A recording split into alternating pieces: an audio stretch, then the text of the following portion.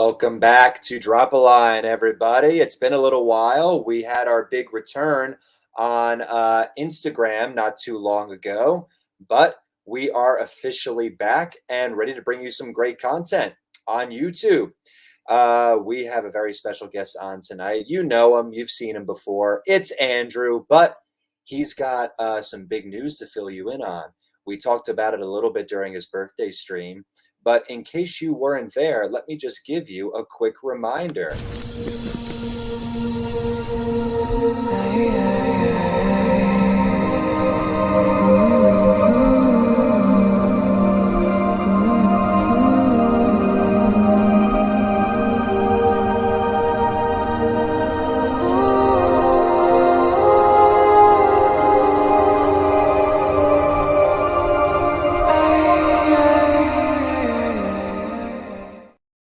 Oh boy. Yeah. You know what that means. Book 2, we're getting ready. That's right. That's right. Andrew, welcome. How you doing tonight? Great. How about you? I'm doing great. I noticed that in my current lighting setup, I have a terribly nasty reflection coming off my glasses. So until such a time as that is resolved, viewers of Drop a Line, you're going to have to deal with my regular face. Here it is. I hope you enjoy it. All right, Andrew, enough talk about my face. What is up? What is going on with you lately? Just finishing up Dirge the Trinity, getting everything else needs to get done, like the cover, and just marching all along.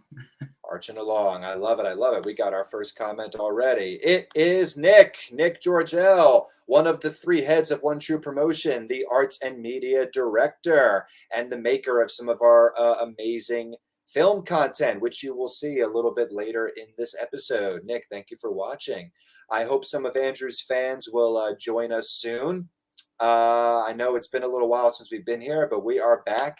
And being back, I think everybody could use a good reminder about what the Sanguinary series is. Andrew, what is the Sanguinary song?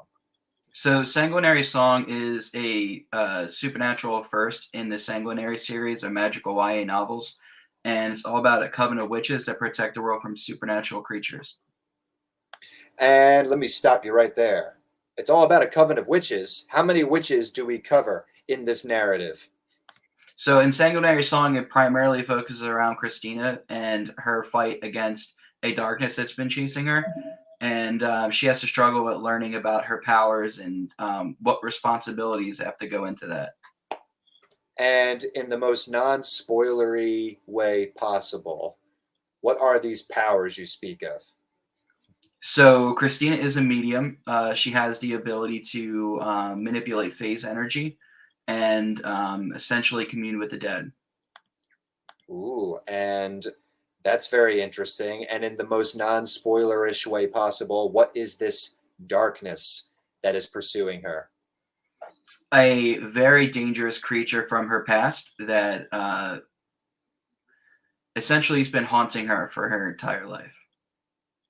Andrew, I have been, as you know, because you've been with me every step of the process, hard at work at developing my own fantasy series, which has been a goal of mine for many, many years.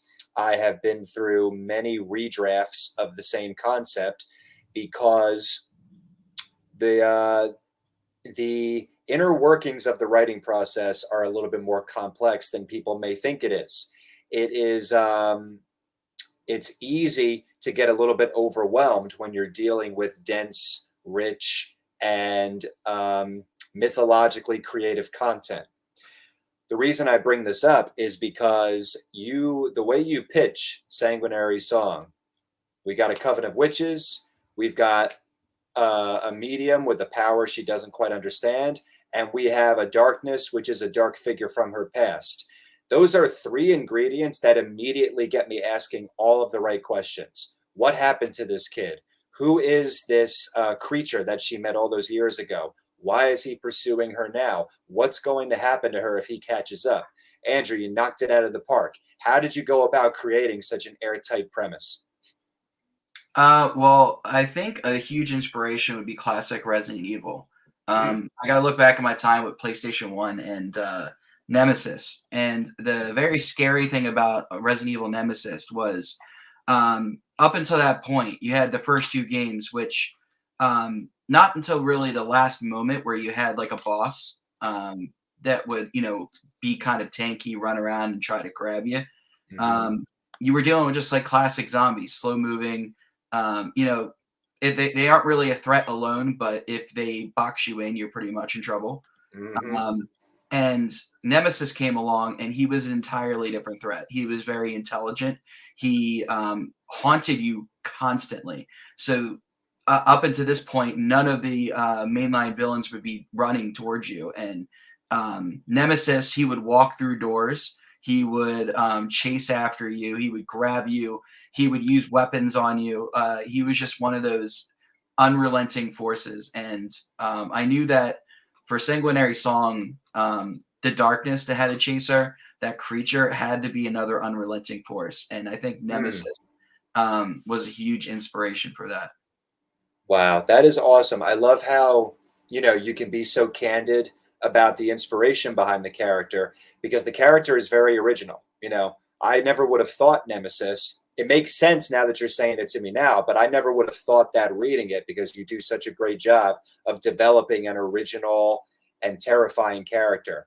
So, we recently had a conference at Rider University, which was about traditional, hybrid, and independent publishing and all the ins and outs of getting involved in it, which we've learned during our tenure as the creators of One True Promotion. And because I learned from that there's a lot of young minds out there looking to us for advice. Um, how did you go about taking the inspiration behind your idea and then really making it your own? Well, I kind of wanted to start with a very easy to follow premise. I wanted to take established lore and then put my own twist on it. So, for example, one thing that I noticed about everything else in my field, whether it was supernatural, whether it was Vampire Diaries, whether it was um, True Blood, Hmm. anything in that Hmm. genre, like I have always noticed that the classic thing is vampire and werewolf. Yep. So the very first thing was, all right, well, do I want vampires? Do I want werewolves?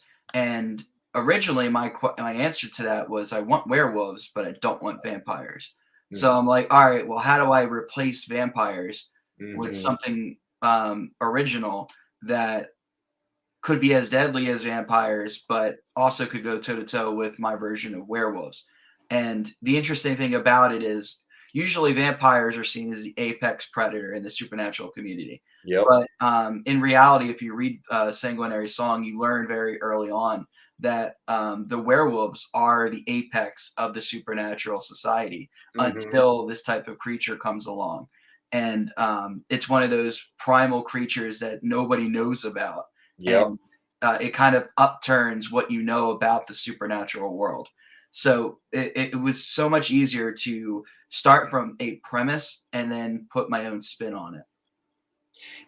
I'm trying to remember what story it was. Something is telling me Lord of the Rings. Another part of my brain is telling me it was Harry Potter. But I distinctly remember years ago saying to myself, the really clever thing about this is that there's established lore, there's established magic, but the villain is something that none of them understand. And I remembered thinking the best way to establish suspense is to introduce something new into the equation. I feel like that's almost the apex of storytelling, is that as many successful authors and teachers have said over the years, the story begins when something new is introduced. So I feel like that's another home run of the Sanguinary series, that you have this established hierarchy, but there's a new player in town, and it's connected to the main character. So how deep does that connection go? Well, you find out a little bit more about it in book two. A lot of that information is kind of explained in the story, which I think the reader would be very interesting to kind of learn. But the interesting thing about the creature in mention is that he was sent there to do a specific task for a specific reason. And I don't think he expected what he was going to walk into. I think that this creature in particular is used to getting his way.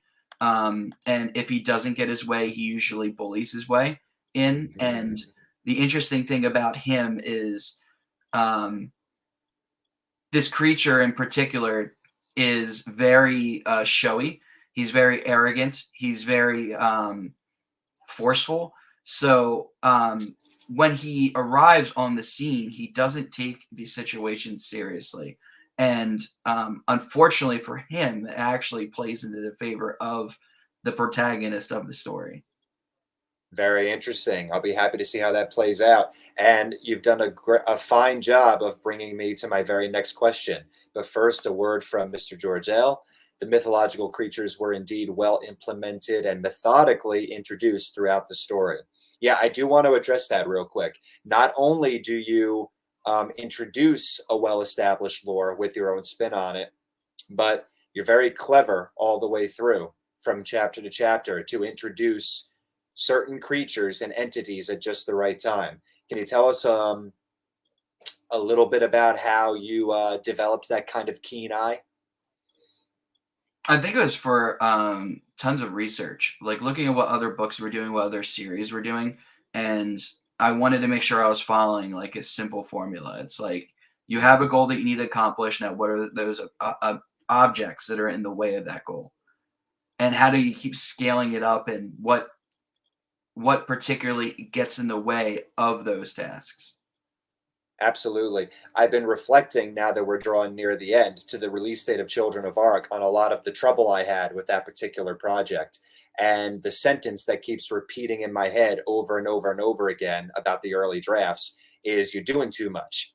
You're trying to do too much. You got to scale it back a little bit and focus on the things that really matter. And I think that's, I'm happy to have learned that lesson. And I think it's a very important lesson for writers that they can learn from Sanguinary Song. But you know what? Drum roll, please. Sanguinary Song is not what we're here to talk about. That is just the warm up. There is a big piece of news in this live, and that is called what, Andrew? Dirge of the Trinity. Woo! What is that? So Dirge of the Trinity is book 2 in the Sanguinary series. It picks right off where book 1 left off. It's one of those things where you want to know what happened at the end of book 1. You really want to see where the story is going to go from there. And I pick up in a very interesting way. I sort of change a little bit of writing styles, but for the better. I am very narrative driven. I'm very theme driven in book 2. Book 2 really heavily focuses on grief and anger and how people sort of deal with both. And I really feel like we get to know these characters on such an emotional level that it's really easy to kind of bond with everybody. It's also very easy for an author to grieve when they get to around the age of 31, where we're at right now, isn't it? I mean, yeah, you're not wrong. I mean, we got a lot of stuff going on with life, and then you got to deal with things like family and Yep. pets, and and the real heartbreaking thing about this is I kind of experienced both of these emotions while finishing the draft. We lost Razzie, which was our cat, very unexpectedly. Her health turned very quickly, and that's one of the reasons why I ended up dedicating part of the book to the memory of Razzie. It's just one of those things where um, my characters had a very tough go after the end of book 1, and I'm kind of there grieving with them in my own way. And in a very interesting form of that, I feel like we got through the grief and anger together. That's amazing because my next question was going to be, how do you bring together the experiences of the characters, which is a natural progression of the previous book, and your own personal experiences to really make that connection? But really, you just explained it beautifully. And I appreciate you sharing that with us. Yeah, absolutely. It's one of those things where it's like you can feel the emotion when you read the book. It's arguably, in my opinion, one of the best pieces I've ever written, and Mhm. I'm very proud to where it is now as opposed to what it was 2 years ago, just dealing with work and trying to refine my voice and trying to be risky, doing things that authors typically don't do. Um, you know, most authors don't change their style in the Mm, middle of a series. But for me, it was very important because I always wanted to focus on a concept that I was brought up on. And whenever you look at a lot of the most important series of all times, and I always point out Alien as a perfect mhm, example.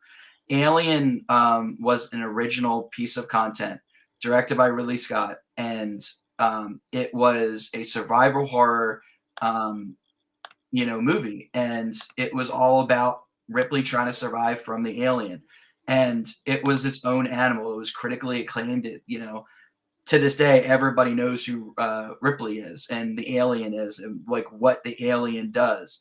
And a lot of series struggle in book two.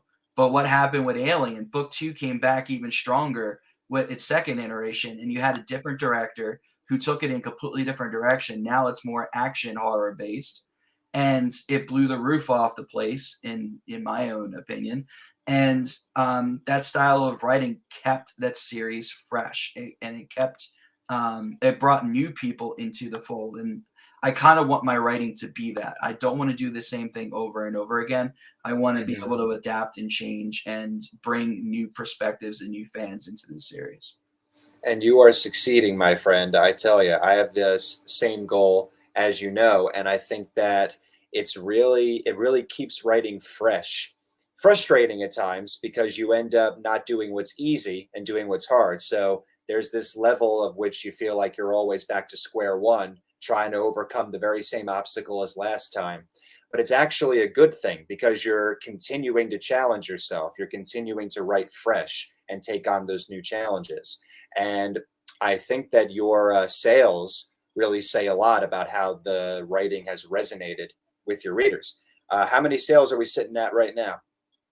We're almost at 1,058. So I think I'm at 1,050 1,056 at that point. sales. So 1,056, 1,058, over 1,000. It's over 1,000. I had to. yes, yes, I I'm had very to. excited. I'm going to be doing some more Amazon ads coming up in the coming weeks. And usually when I do Amazon ads, I do fairly well. So I'm hoping that I can get some last minute readers before book two comes out, and really start off strong with book two. Can you tell us a little bit about the process of making Amazon ads? Yeah, yeah. It's really not that complicated. You basically just got to understand what your audience is, understand what other authors are doing, what they're not doing, what their descriptions are, what their not descriptions are.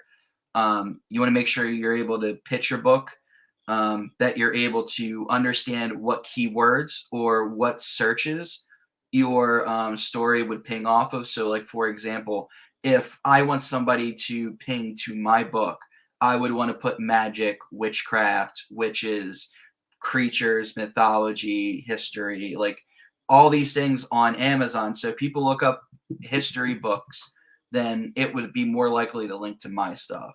So you got to know who your audience is. You got to know what your keywords are. You got to know you got to be able to sell your descriptions, and you got to be willing to make bids on your stories, or make the excess to spend a little to get a little. Absolutely. You have really developed a portfolio of good skills since you published in 2020. I mean, you've become a writer, you've become a marketer, you've become a literary agent, you've become an advertiser and broadcaster. All of that is on top of you having skills as a teacher. You have developed such a vast array of skills in the 3 years since you published this book. And yet, just a year before that, what was it that you were saying? Before I published, I was very reserved about sharing my work. I didn't think that I had the ability to be an author. I didn't think that people would be interested in reading my stuff. Um, I don't know. I didn't really have that much. Um, I didn't have much confidence heading into it. I always liked writing, but I never really challenged myself to share that with other people. And it was very easy to break that lack of confidence when I'm getting people writing, I loved your book, I loved this, I love that. What's going to happen to so and so, which I'll never tell you. But it's like everybody wants to know what happened at the end of book one. Everyone wants to know if they're going to see a particular character again. Are we done with this? How could you do this? Like, um, it's one of those things. You kind of end book one off on a cliffhanger, and Mhm. I'm putting out book two almost 4 years later. Um, so finally, people can get the answers to the questions that they've been dying to know. And I think they're going to be very satisfied with the direction that the book takes and the style that is approached there. It is so funny to me because I distinctly remember somebody telling me back when Barker's Rules was first published. This was back in the 2017 area time period area. Oh my goodness, I'm a writer, can't you tell? But back then, somebody wrote, "I should warn you, this book has a very, very frustrating cliffhanger that maybe you don't want to deal with." And I just have to laugh at that now because the cliffhanger in Sanguinary Song is intense. It just like leaves off right there. Like, like, yep, we're gonna hold off until book two now. I mean, every time I know the whole story, I know the script beginning, middle, and end, word for word. And every time I read that page, I'm like, ugh. Yeah. And the funny thing about that is I wrote that ending about 10 or 15 different ways. And Mhm. I think that I finally settled on that particular ending during Boy State, during the end of the challenge. And I I just wasn't feeling the ending before. And I kept writing it and writing it and writing it. And I on that final iteration of it to the one that was officially published at, I just remember crying at the end. I'm like, this is the one. This is the exact one.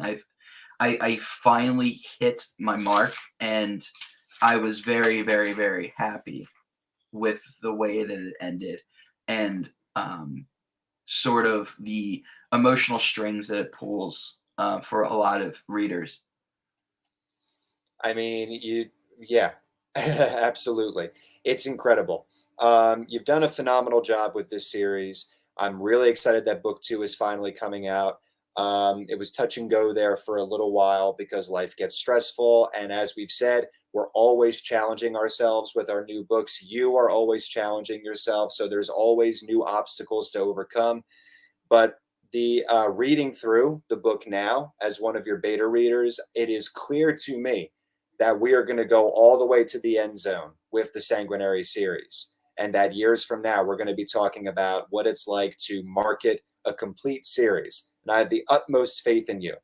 While we are sitting on that wonderful thought for a minute, let's have a little word from our sponsor, which is One True Promotion. One True Promotion is an alliance of authors, indie authors, dedicated to platforming you. If you want a spot on Drop a Line, reach out to me, the director of broadcasting, and say you'd like to be featured on the show. Come on and tell your story.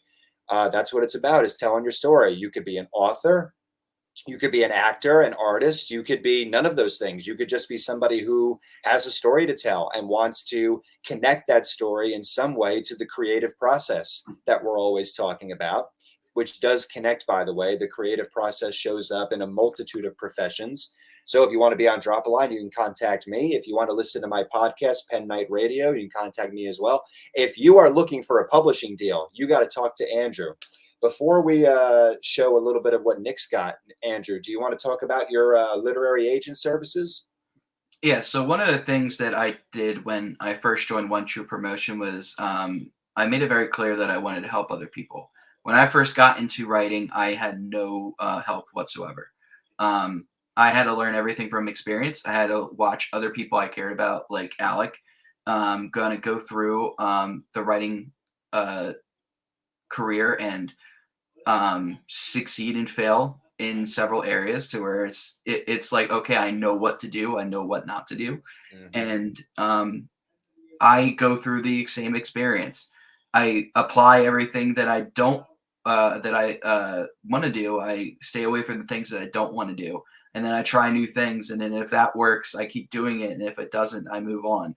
Um, and For me, I want to make sure I give back to the community. So I really want to help platform other people, give them a voice, show them what to do when they don't know what to do, kind of give that lifeline. And that's what I really care about as a literary agent. I've helped two people, thankfully, find their voice and get signed by a publisher. So it's really cool to be able to kind of see them fly off on their own, and I check in with them, and they're very happy with where everything is. Their books are doing fairly well, which is really good because they got credible companies behind them. So I'm very, very happy with that.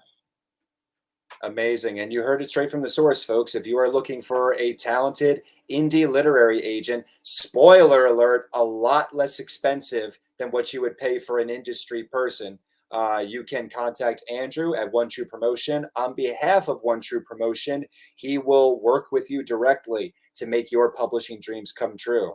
And that just leaves Nick, the third of our sponsors, who makes amazing, robust, visual content for One True Promotion, which will just give you a little look into the daily life. So please enjoy this clip from our last event, and we will be with you shortly.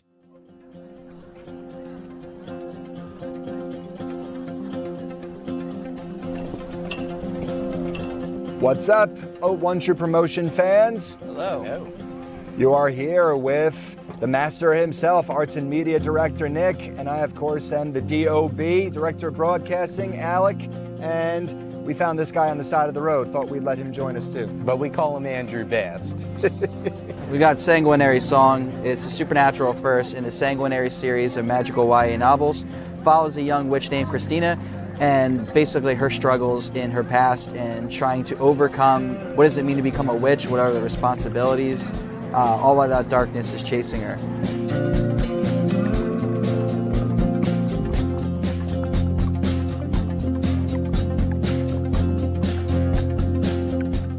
And I'm selling The Death of Earth. It's my first novel I published. Daichi Hara has just become a death. With a new power and a forced quest, he must battle the powers of good and evil, save his friends, and find out the dark truth of his past. Barker's Rules is my debut fiction novel. Melanie Greer is trapped in a desperate fight for survival. Justin Barker is not just any serial killer. He is a meridian killer with strength and speed unfathomable, and he has Melanie. Barker, facing demons of his own, grants Melanie 3 merciful chances to violate his rules. Can Melanie see through Barker's deception and save herself, or will the obsessive meridian killer control her for the rest of her life?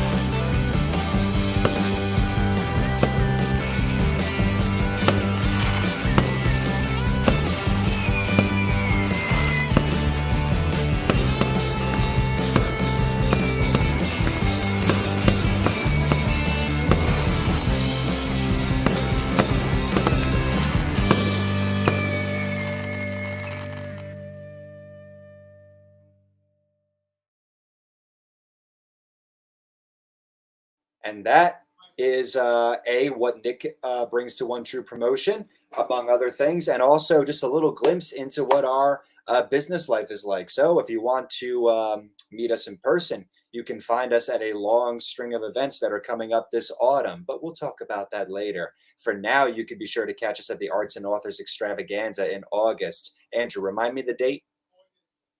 That is August,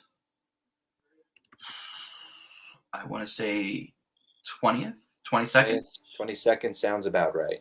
Let's see. Let's go to But my it- events. But it is in Cherry Hill at the Doubletree Inn, which used to be the Crown Plaza, in the back hall. So when you enter the hotel, you got to go all the way back, past the bar, past the rooms, past the convention hall, down the narrow hallway to the back, and then you will find a whole bunch of authors camped out selling books. And that is where you'll find One True Promotion live streaming, just like we're live streaming now. And we have a comment from Nick here. Your efforts definitely paid off, Andrew. Right on. Sanguinary Song was a great debut, and Dirge of the Trinity is really developing the world. Yeah, Andrew, I got to say, one of my favorite things about Dirge of the Trinity is that while some characters are entering into, let me start over. While some characters are entering into fresh story arcs, which are kind of almost reacquainting us with them for the first time, we're getting to know these people on a deeper level, a level that we really didn't know before. Some characters who also have new stories are returning from the previous book with all the same, gusto and charm and energy that they had in the first book.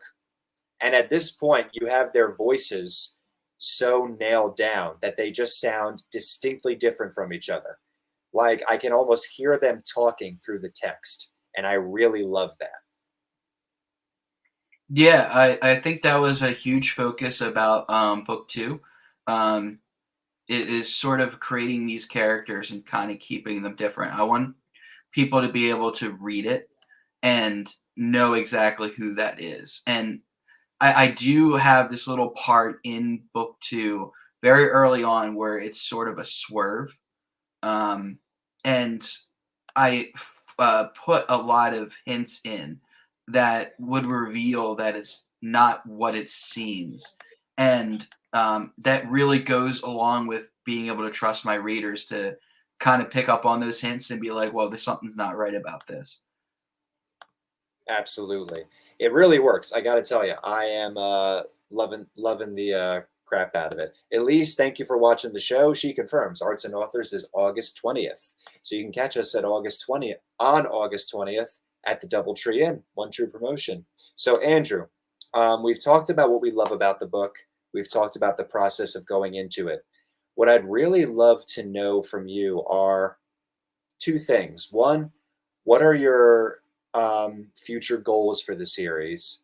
And then what obstacles do you think you still have to overcome? And what can you say to young authors who are facing the same obstacles? Well, I think the biggest obstacle is staying out of my head.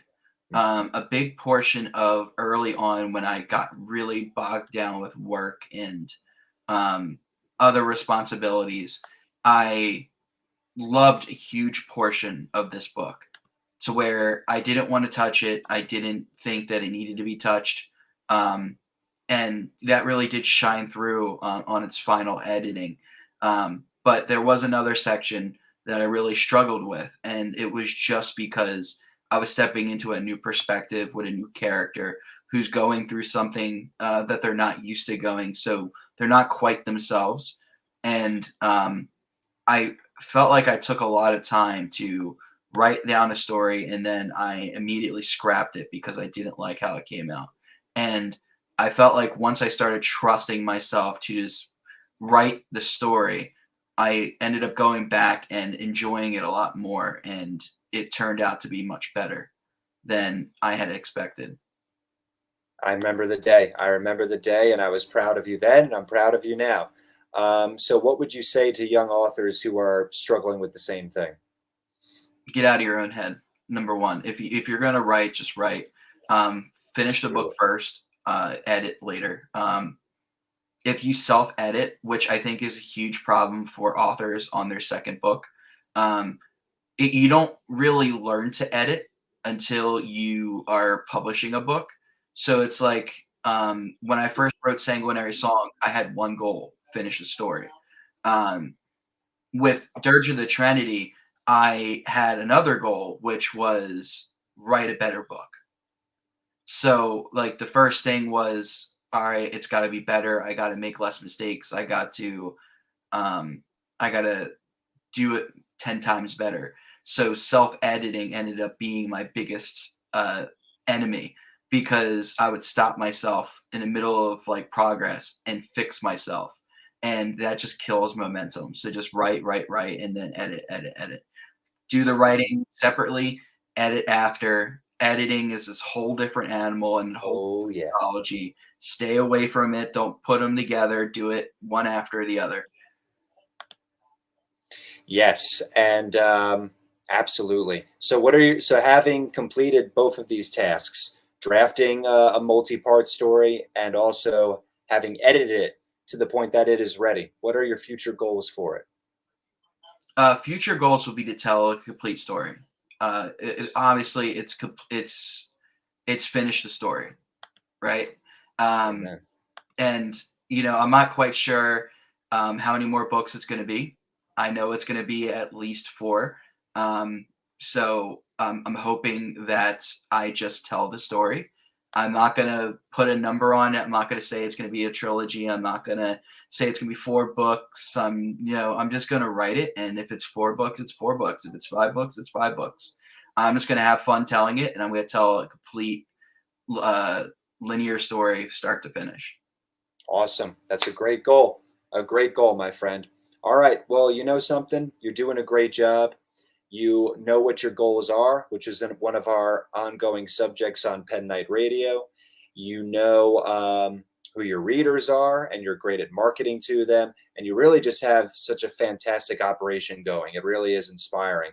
And most importantly, people know about you. Your fans know who you are, they know what you're about.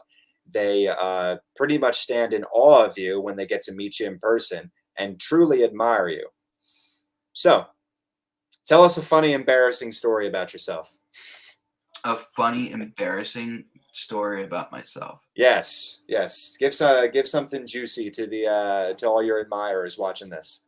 Well, I always joke with you that I'm an old man. Mm. I'm getting tired much more now. I probably fall asleep before 10 o'clock, like all the time. I nap way too much, so Mhm. so I guess that's an embarrassing thing. I need to stop sleeping. I mean, we all take naps. It's not too bad. Now, if you're taking a nap on the tractor while you're cutting grass, that I would be worried about. Right. Hopefully that hasn't happened yet.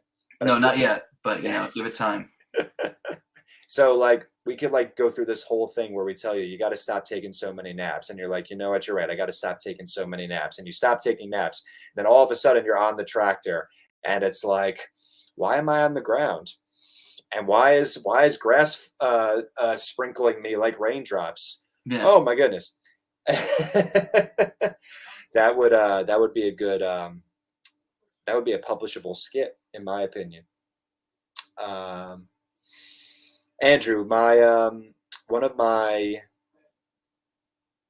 biggest points of excitement is all the marketing that's coming up for the Dirge of the Trinity. What sorts of things can we look forward to in the initial marketing of the book? The Return of the Character reveal campaign. There's a whole host of new characters for book 2. And what people really resonated with was the extra content they kind of got, and how they were able to insert themselves into the story.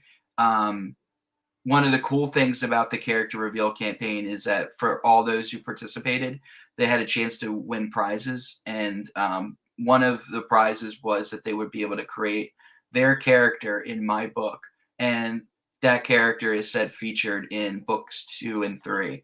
I picked 2 characters. One of them is heavily featured in book 2 very early on. And I actually had the second in book 2, but I've actually taken that chapter and I put it into book 3 because it just makes much more sense. So the character reveal campaign gives you kind of a chance to participate in the Sanguinary world and create your own character and sort of choose your own adventure. You get all that extra content. You get to choose your own story, choose your own adventure, have some fun in the process, and get introduced to all the new characters in the campaign. So yeah, Very Return nice. of the Sanguinary Song character reveal campaign. I'm going to be having a lot of fun with that, probably in October, maybe November. You could look at more celebrations of Christina's birthday coming up in October. A lot of spooky stuff coming in October. Some interesting lore about supernatural creatures. I'm thinking of potentially doing a sort of a grimoire concept where I share with you guys compilations of what the Coven has gathered with over supernatural creatures in its existence. So you guys can learn about some creatures that probably haven't been featured yet. So that might be another cool thing to look out for. Very good, very good. You've heard it from straight from the source, people. That's what's coming up in the marketing for the release of the Dirge of the Trinity. Andrew, this has been a great interview, my friend. Is there anything else you would like to share with us before we wrap up? Yeah, so Dirge of the Trinity will be released in October. Official date coming soon. There's also the cover reveal coming relatively soon. You'll probably learn about that sometime in September, so you guys can mark your calendars for that. And I do want to say I appreciate One True Promotion and for bringing me back on. It's really nice to be here and talk and drop a line. Usually I'm behind the scenes helping out with that magic. So it's really cool to be able to come back and have new content to share. You can actually check out our new website. You can pretty much go onto our Instagram and go right to our link tree. I don't know. Do you have a link to the website? I sure do. Coming up now. Let's pop it up there. We're going to pop it up there right now. Check out the website. You could check out everything that's going on with me, Alec, and Nick, as well as the events that are coming up. My page was just updated recently to include Dirge of the Trinity and, of course, the sale, which is available at live events. If you buy Dirge of the Trinity or Sanguinary Song at the table or buy a bundle from One True Promotion, I'm throwing in Auto Realms The Sale, which is a fun little short story about a world in which androids have become a fixture in society, and the workforce is not ready for the androids to sort of be a part of that world. So we get to see that little struggle between humans and androids in a very kind of comical, entertaining action type of way. Yeah, this is probably a conversation for a whole other interview. But did you know when you wrote that story that you were actually going to be writing current events? No, that's the funny thing. And I could be completely honest. When I first wrote The Sale, it was a test, right? I wanted to see whether or not I can write a story, keep it under 20 pages, and make a successful short story. And I just took a premise, which was a fear of AI, and it sort of just took over from there. I wrote several short stories based off of that universe, and I want to write more for that. But it's very much inspired by things like Detroit Being Human. Things like Terminator, for example. With the idea of what happens when AI starts to take over, and sort of the dangers that people fear. But it's in a modern setting, and it's like, all right, well, if humans,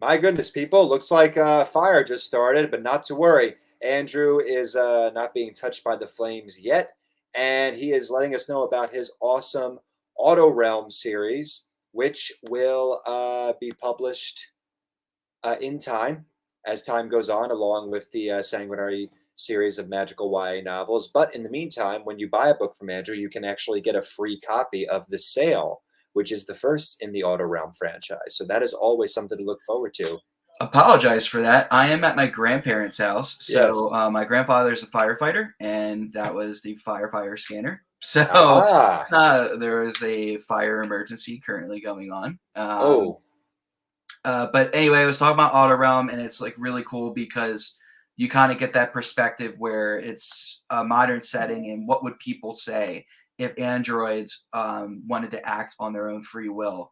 And it's really kind of cool because we're kind of in this stage politically where a lot of people are fighting for their own rights and for things that they want for yes. equality.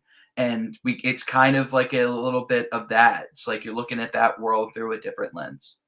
That's awesome. And that's what fiction writing is all about. So I personally am a big fan of both series, and I'm excited for everything you got going on.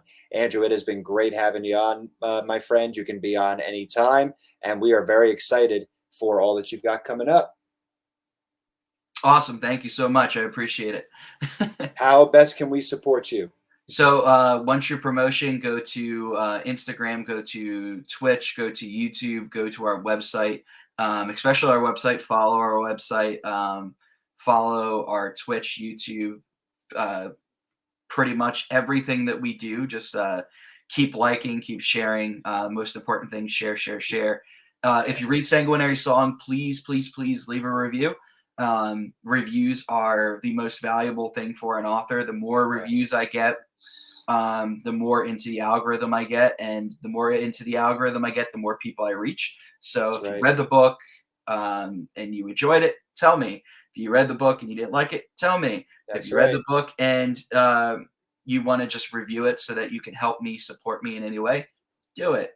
If you don't want to write a review, just click the stars. Yeah, you Just don't even click a have to star write a rating. review. It's just as easy as clicking a star, and that's it. You can just go about your day. It takes 30 seconds, and Yep. it is a life-changing experience for an author just to get an additional review.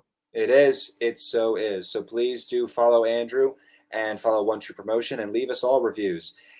We are going to leave you off with another invention of Nick, a promo of a very esteemed local event, which we will be attending again this upcoming fall. So thank you all for watching this latest episode of Drop a Line and for supporting Andrew, One True Promotion, and the Sanguinary series. Andrew, we'll see you next time, my friend. Later.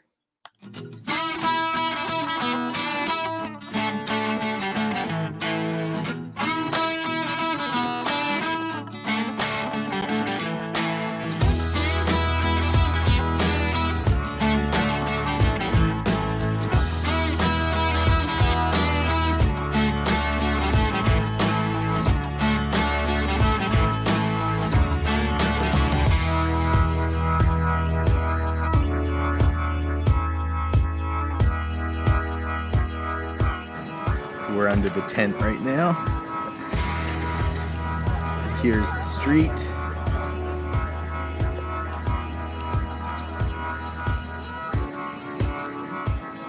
Should be a fun day.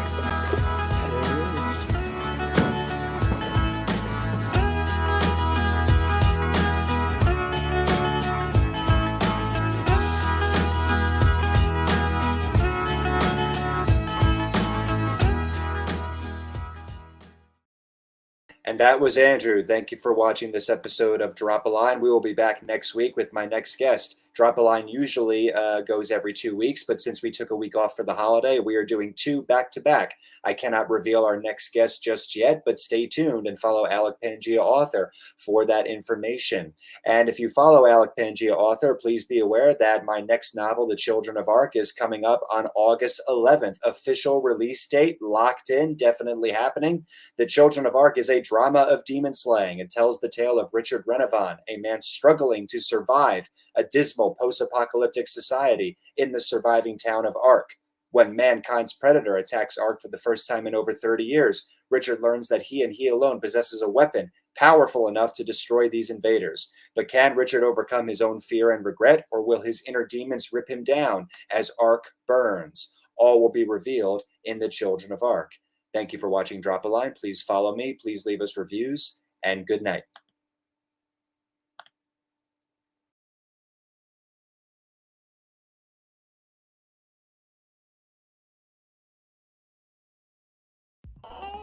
Oh.